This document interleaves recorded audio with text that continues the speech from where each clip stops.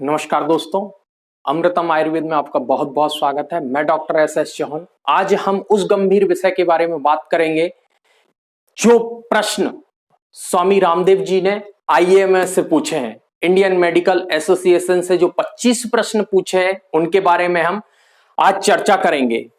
IMA उन 25 सवालों का जवाब दे अन्यथा ना दे, लेकिन उन 25 सवालों के बारे में व्यक्ति को स्वयं चिंतन करना होगा, आपको चिंतन करना होगा, क्योंकि वह विषय आपसे जुड़ा हुआ है, आपके स्वास्थ्य से जुड़ा हुआ है, आपकी सेहत से जुड़ा हुआ है। तो उन 25 सवालों का जवाब आप खुद उस पर चिंतन करिए, उस पर विचार करिए कि वह क्या है। क्या ऐसे परिवार के बारे में देखिए जिसके घर में कोई सदस्य ब्लड प्रेशर से पीड़ित है, क्या वह आज तक ठीक हो पाया है? वह खुद इसका जवाब सोचे कि 25 वर्षों से वह दवाई खा रहा है डायबिटीज की, क्या आज तक उसकी डायबिटीज ठीक हो पाई है?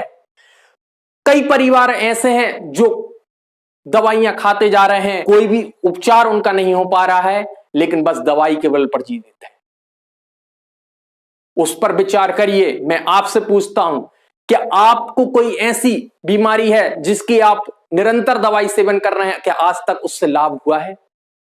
चिकित्सा वही सही है जो उस रोग को तो शांत करे और कोई दूसरे प्रकार का रोग उत्पन्न न करे, वही चिकित्सा श्रेष्ठ है।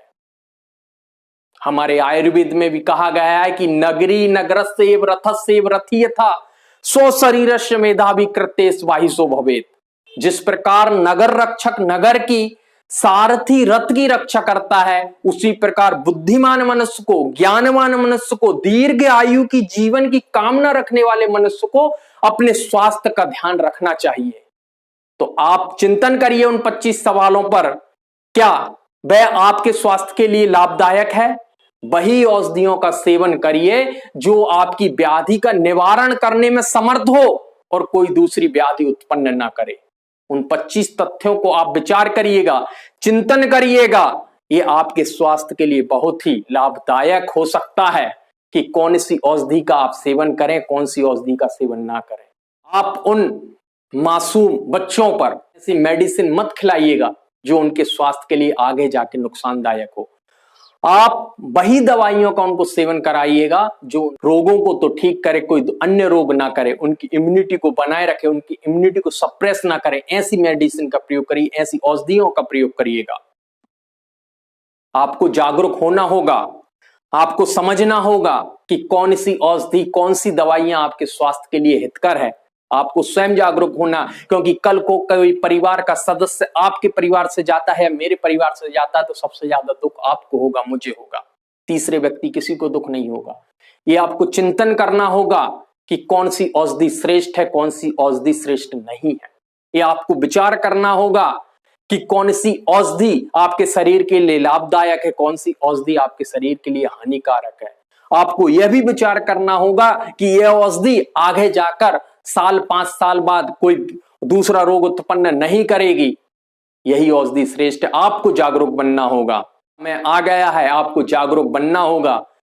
हर दवाई के नीचे उसके लिखा रहता है उसके क्या लाभ है, क्या हानि है। आप जाके देखिएगा कि यह कौन सी बीमारी और उत्पन्न कर सकती है।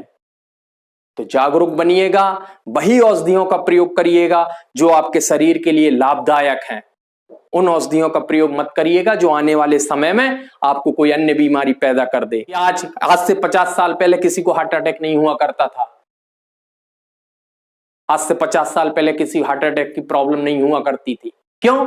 क्योंकि उनका आहार विहार सही था, उनका अन्न सही था, उनका सेवन सही था। इतनी औषधियां ऐसी नहीं थी, केमिकल्स नहीं थे जो उनके शरीर को नुकसान पहुंचाए। आज समस्या जटिल होती जा रही, एक व्याधि के बाद दूसरी व्याधि, एक रोग के बाद दूसरा रोग आते जा रहा है। अगर आप जागरूक नहीं हुए तो ये आपकी जान ले सकता है, आपके परिवार की किसी सदस्य की जान ले सकता है, आपके किसी रिश्तेदार की जान ले सकता है। आपको जागरूक होना होगा। मेरा आपसे विनम्र निवेदन है कि उन्हीं औषधियों का सेवन करिए जो आपके शरीर के किसी भी प्रकार का नुकसान ना पहुंचाए।